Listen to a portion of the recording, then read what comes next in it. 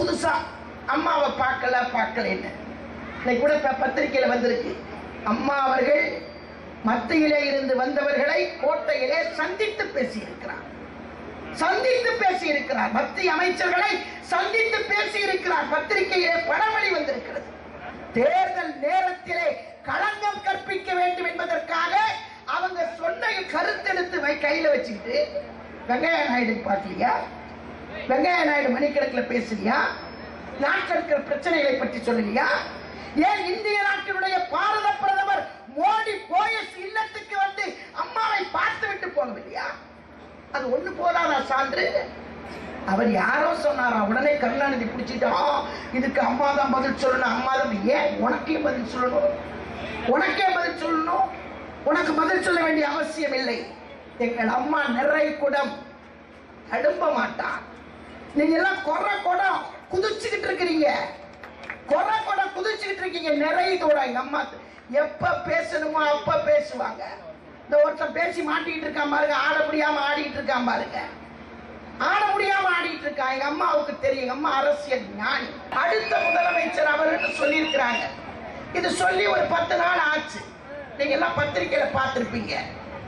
10 நாள் தான் ஆச்சு அடுத்த முதலமைச்சர்னு. ஆனா அந்த அம்மா முந்தா நாள் வந்து பேசிக்கிறாங்க. என்னென்னமோ பேசிக்கிறாங்க. அம்மா சரியில்லை, ஆட்சி சரியில்லை, சாதனை சரியில்லை எல்லாம் சொல்லியிருக்காங்க. நெத்தி அடி மாதிரி சொன்னாரு கொறடா. எங்க அம்மா கொடுத்த வண்டியில தானே நீ உட்கார்ந்தே போயிருக்கேன்னு சொன்னாரு. பேசாம தூக்கு போட்டு தொங்கலாம் இதே இடத்துல வந்து இந்த கேள்விக்கு பதில் சொல்ல முடியலன்னா. இந்த ஒரு சாதனை போதும், அது வேற விஷயம். ஆனா இங்க வந்து அந்த அம்மா பேசியிருக்காங்க. புரட்சி தலைவர் எம்ஜிஆரை பற்றி பேசி இருக்கிறார்கள். எங்களுடைய இளைய தலைவன், செல்ல தலைவன், சிங்கார தலைவன் புரட்சி தலைவர் எம்ஜிஆரை பற்றி பேசி இருக்கிறார். எம்ஜிஆரோடு ஒப்பிட்டு பேசுவதற்கு இந்த மூஞ்சி போற கட்டையா? புரட்சி தலைவர் எம்ஜிஆர் சினிமாவிலே கூட குடிப்பவனை போல நடிக்க மாட்டார். சினிமாவிலே கூட கற்பழிப்பது போல கூட நடிக்க மாட்டார். எந்த காட்சியிலாவது பெண்களை கேவலப்படுத்துவது போல, பெண்களை அவமானப்படுத்துவது போல ஒரு காட்சியிலேயாவது நடித்திருப்பாரா? அவரை கம்பேர் பண்ணலாமா? கருப்பு எம்ஜிஆர் மூச்சு போராட்டை பாரு. கருப்பு எம்ஜிஆர் அப்படின்னு உச்சரிக்கிறதுக்கே ஒரு தகுதி வேணாமா? ஒரு யோக்கியதை வேணாமா? கருப்பு எம்ஜிஆர் யாரு? கருப்பு எம்ஜிஆர். எங்க தலைவர் என்ன அழகு. ஒப்பந்தம் போடுறானுங்க. போச்சுக்காத, பொடிச்சுட்டு வர்றான் 4 பேர் மேடையில. முதலமைச்சர் டிக்ளேர் பண்ற அன்னைக்கு நிக்க முடியல. அவனால குடிச்சிட்டு வர குடிகார நாய்க்கு எம்ஜிஆர் பேரா?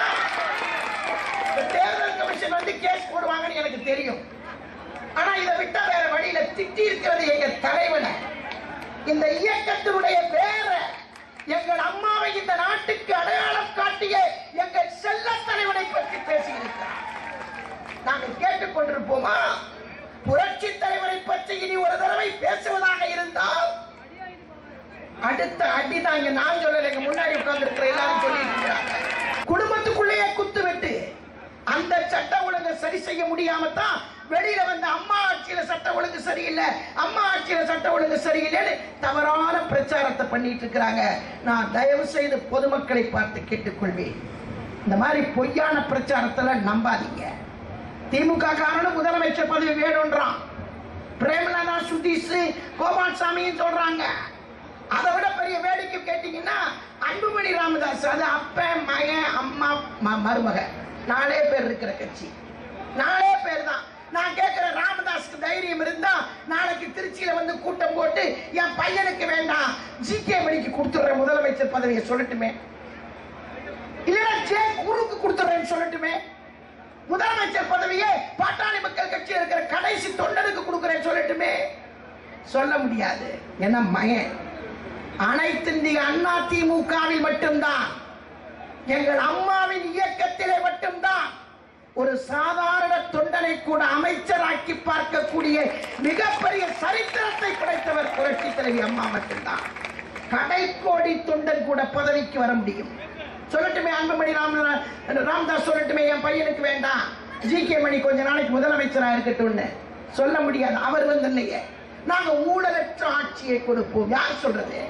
மருத்துவக் கல்லூரி இடஒதுக்கீடு செய்வதில் ஊழல் குற்றச்சாட்டு செய்யப்பட்டு இன்றைக்கு கோர்ட் படிக்கட்டுகளில் ஏறிக்கொண்டிருக்கிற அன்புமணியை வைத்துக் கொண்டு இவர்தான் அடுத்த முதலமைச்சர் சொன்னால் நாடு நம்புமா?